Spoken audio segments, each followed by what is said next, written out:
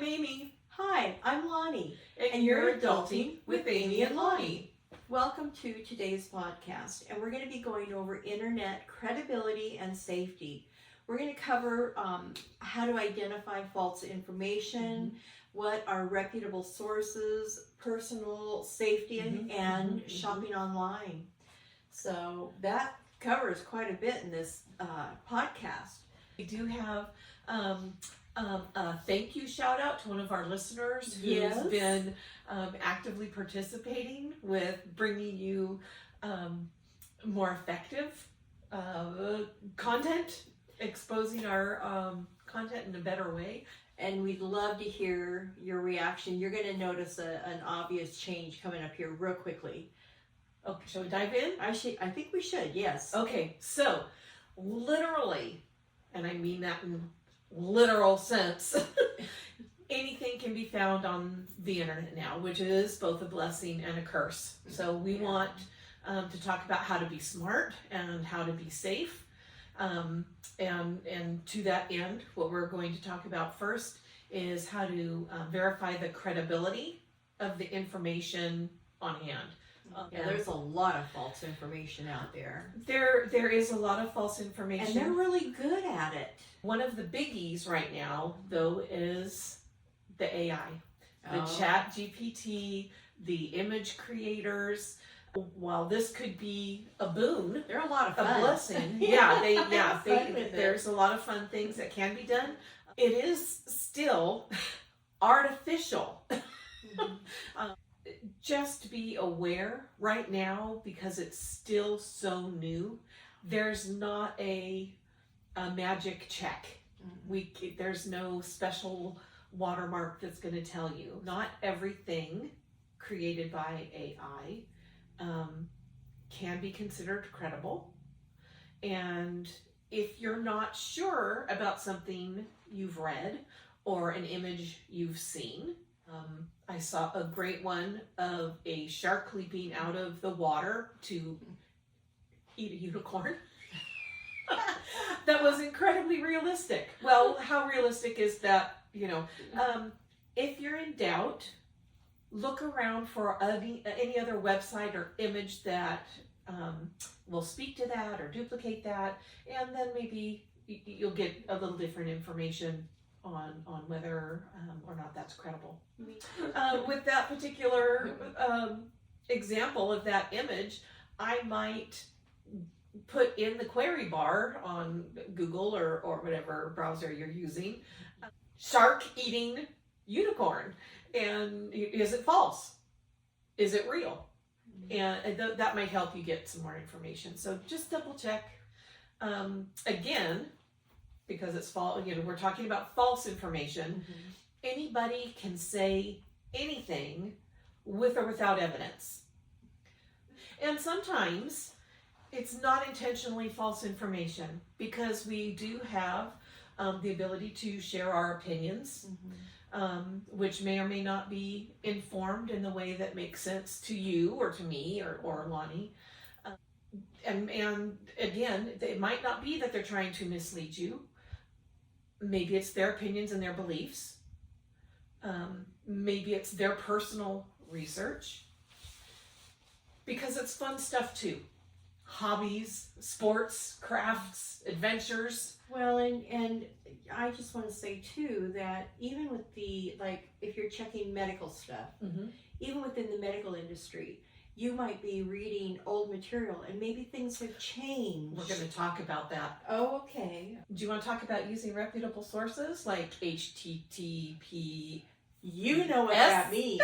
Yeah. I always look for the S at the very end. Which is significant. Yes, because it tells you that it is a secure address. I will not buy anything or give out my credit card or any of that unless the site has an S at the end of it. That tells me it's secure and my information is secure. So the HTTP means Hypertext Transfer Protocol.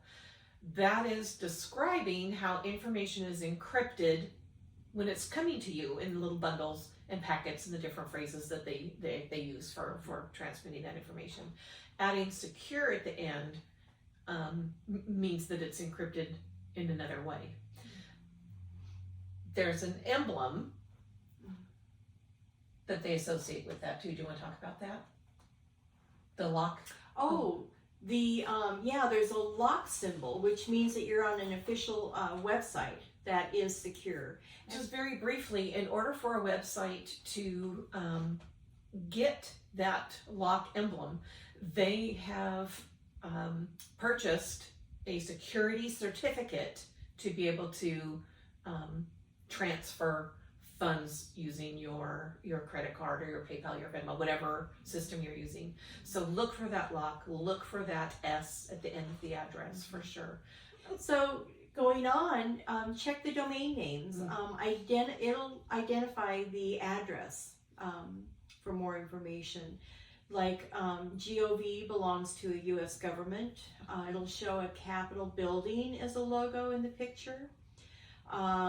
Org, there's .org or .edu for organizations or educational sites. Which are typically quite reputable. Right.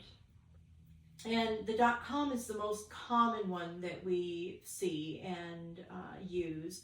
But there's also a .info or .biz. Those, I've had a lot of emails that are .info that are spams. Mm-hmm. They're saying, hey, I've won this drill, or hey, I've won this, or, you get this for free. Sorry. What? A drill, that was funny. Oh, valid. Yes. I have. Yes. You got to be on your toes. You can't just slack on this at all. You need to be very vigilant about paying attention to the email addresses.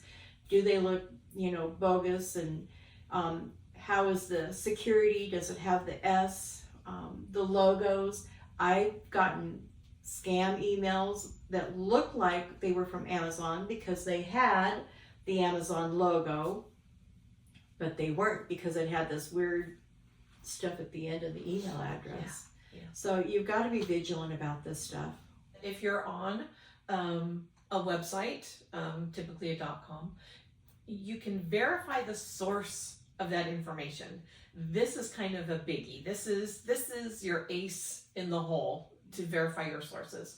Who's the author? Do they have credentials? What citations are they using? If they're citing themselves over and over from my book such and such, well, you're on an infomercial site. What's the date of the information? This is what Lani was saying. Some information changes drastically and quickly over time. If I'm writing a research paper, for example, and I cite the current stats about Siam, I'm giving out some false information. And why? Because Siam became Thailand in what date? 1939. Check your dates exactly as Lani said. The medical information can change very quickly. The thing to keep in mind in regards to this is that when the information is put out there, it's out there. Mm-hmm. It stays out there. Yes. It's not like encyclopedias where they get updated. Unfortunately, the internet's not like that. When it's out there, it just stays out there. Yeah. Check the copyright on the website. Some websites might not do a lot of changing or renovating on the website, but their copyright date should still be current. Secondarily, when you're trying to evaluate information, a research article that's praising the use of a certain medication, it could be suspect if that research was funded by a pharmaceutical company. Right. Keep looking. Where's the funding coming from? Who is backing some of that information? This one seems kind of obvious to me about website design, but yeah, just really pay attention. Does it look funny? Are there typos? I mean, there's a lot of them that are I mean, it's really obvious because the language is not clear spoken like we do. Or we try to. I don't know how clear Yeah, spoken we exactly. are, But, you know, does it look professional? Or if it's got a unicorn with a unicorn eating a shark, you might want to question that. the site. unicorn's not eating the shark. We're getting better and better. Exactly. Go AI.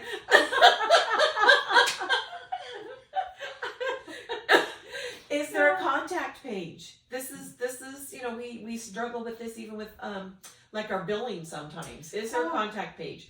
A legitimate website should include, if at all possible, and it should be possible, a physical address or mailing address, definitely an email address, a phone number, some type of contact information.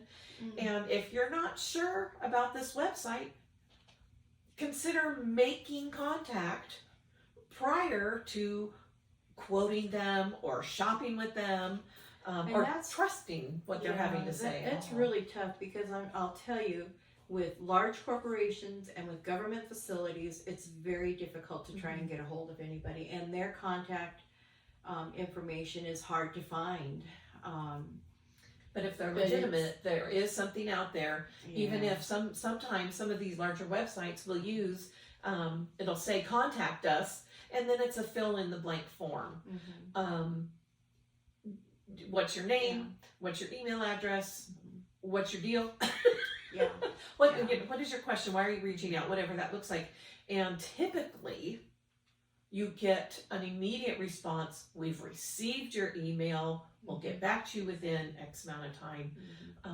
But definitely if you're not sure, reach out or move along. You know, gosh, I love this t-shirt that popped up on the Facebook scrolling. For $2. We're going to talk about that too. Yeah. Well, if you're enjoying the information that we're sharing with you, and if you're learning something from this, we'd really like you to subscribe to our channel. Click on the bell icon so you'll get notifications when we post new episodes. And if you would like and post a comment, that would really help our channel. And if you have any requests for things you want to learn about, let us know. We love doing the research, and we will come back to you with what we found out. That will save you time, and we do make sure we get our information from reputable sources. So and if we're quoting someone, we let you know we're quoting them. We give credit where credit's due. That's it. Even if what we're talking about is our own silly experiences, then we say, well, and then I did. Yeah. Okay, shall we jump into safety now? Let's jump into safety. Okay, take us away. Okay, well, assume nothing is confidential. Hackers are incredibly savvy, and it is actually a big business. And I'm telling you, these hackers are smart. I wish there was a way to really clamp down on them, because they really cause some people some harm, and it's terrible. Administrators typically have access. So if you're attempting to do something you think is private from work, it's not. Administrators have access. Just be very careful and use your due diligence. Well, be very careful. Use your username and not your real name. That will help to protect you. It's just a small way in which you can do that. It is a pain, I will tell you that. And different sites require an email address, or they require a username specific. And so it can get a little confusing on which one am I using. But keep a log at home, private. Make sure that your passwords, again, it's a pain. We all know it's a pain. Keep them complicated and difficult. Keep them difficult to guess. And change them on a regular basis. A lot of people don't, but you need to change a minimum about every 6 months, minimum. Again, to try and keep the hackers and the scammers out of your financial information, because they're getting more and more clever every day. Yeah. Don't put your contact details online. Shopping is another story. We'll talk about that shortly. But you don't want to be just sending out information to, we've got this great opportunity and offer. Send us your information. You'll get a free toothpick in the mail. Well, anyhow, be wary when people are asking you for your personal information and they're toting you with freebies, which you may never get. Yeah. You may be involved in chat rooms or support sites or, the middle of the night insomnia threads or, things like that where somebody might ask for some details or you feel as if you've got a real connection with somebody. Find a different way. Don't be putting your real name and real contact information out there because these really are strangers. Never, ever, ever give your social security number online. Banks and governments, that should be it. And they will have that secure website. And if you are uncomfortable, call. Don't even do it. Yeah, your lenders too. But again, they'll have that, like Amy was saying, secure website because a lot of stuff is being done online anymore. So banks, lenders, government, they're doing most of their business online these days. And typically they'll only ask you for the last four anyway, as a general rule, never ever. Yeah, birth date's another one. Yes, all those little games online where they say the first street you lived on and your mother's maiden name with your pet's name is your actual dragon name. You've just given away all the hints that they ask you for password prompts. Right. Don't do them. Well, don't do them. Yeah. Or do them in your head. Don't necessarily put it back out there again. Yeah. But, because, sometimes you want to know your dragon name. But it's anyway. If you do not know the sender, do not accept friend requests, emails, instant messages, direct messages. If you don't know who that is, don't do it. There's such a virus risk. And of course, we've all heard, and I know that I experienced it once myself, our social media is fairly easy to hack. They clone it and they send out a friend request in your name with your profile picture. Just don't accept those friend requests. If you receive one and you think, oh, is that Lonnie's cousin that I met that one time? She was fun. I'm gonna call Lonnie. Is this so-and-so? Did so-and-so get on social media? Double check. It's just that risk of accepting a virus, of accepting somebody into your computer. Something else to be extremely vigilant about. Many chat rooms do have a feature for reporting, bullies, abusive behavior, things like that. Use that feature, 100% use that Absolutely. feature, because we don't need to be verbally assaulted. An extension of that is that meeting a friend from a chat room or gaming site can be extremely dangerous. But I've known them for years. We've been talking for years. We've exchanged pictures on such and such, and I just know that they're who they say they are. You're still a stranger. Consider meeting in an exceptionally public place where people know where you are. Your support system knows where you are. Don't leave that location without notifying people where you're going. And unfortunately, this even extends into the use of things like Uber. Yeah, they've uncovered that in these chat rooms, people can portray themselves any way they want. Absolutely.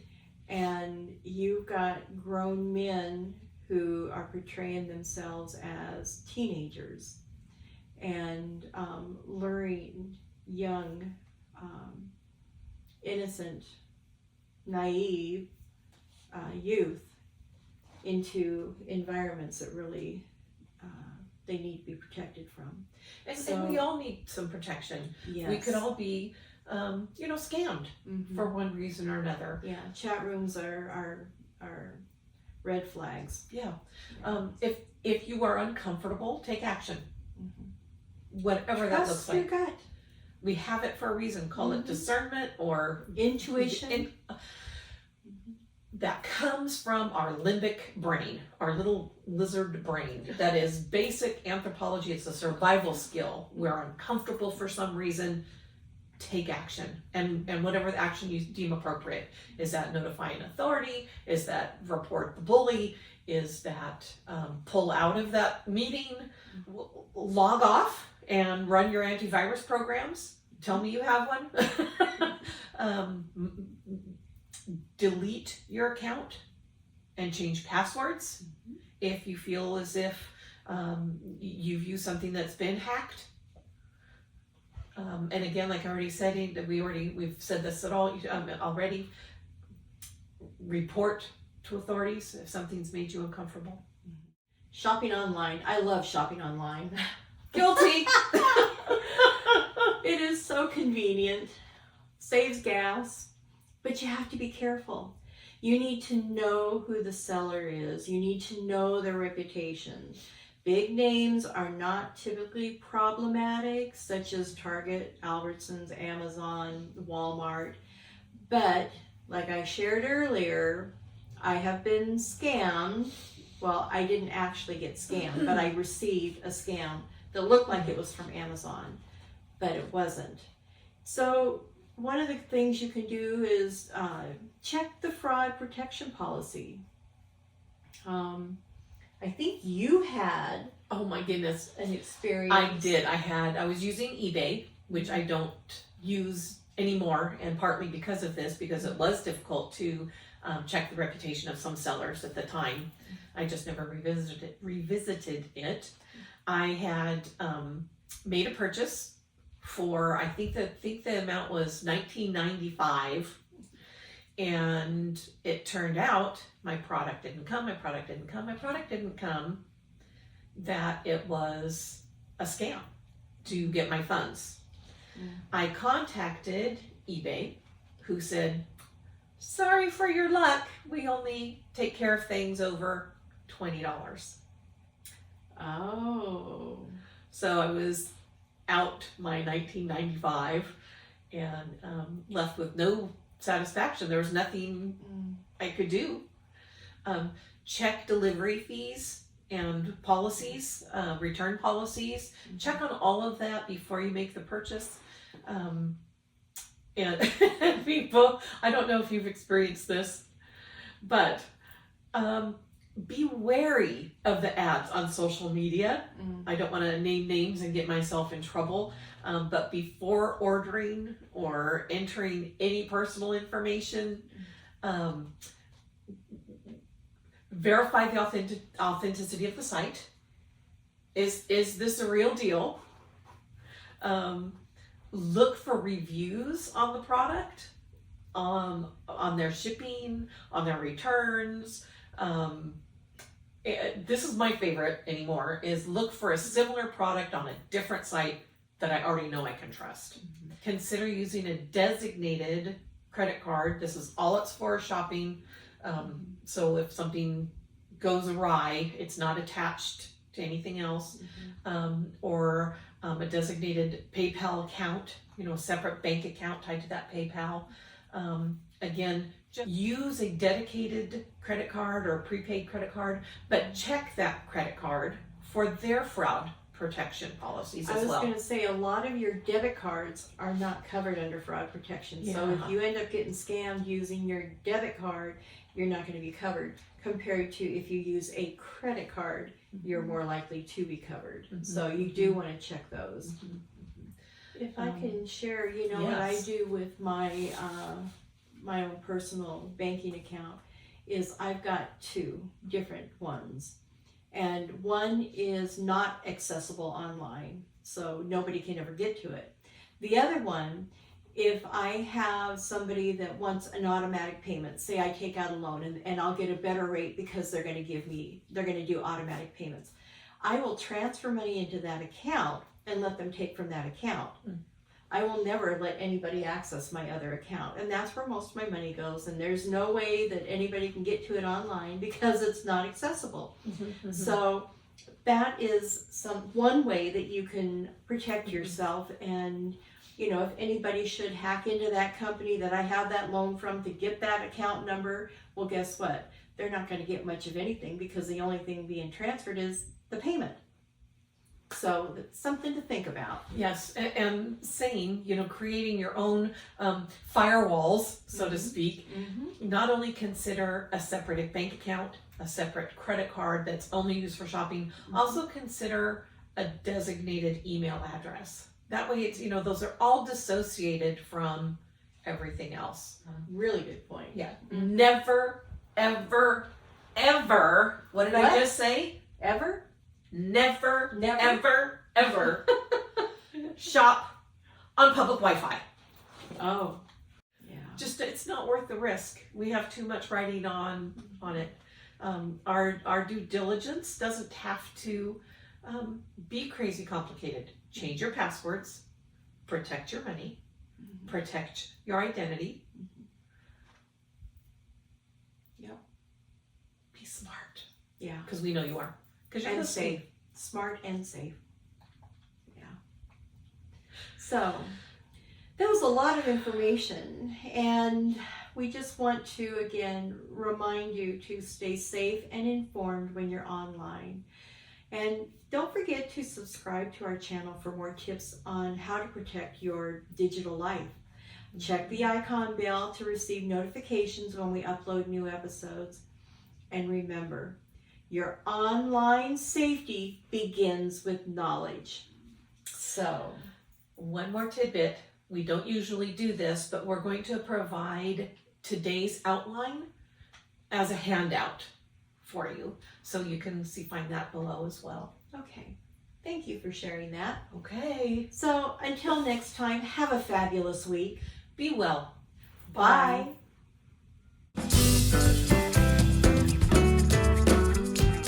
Okay.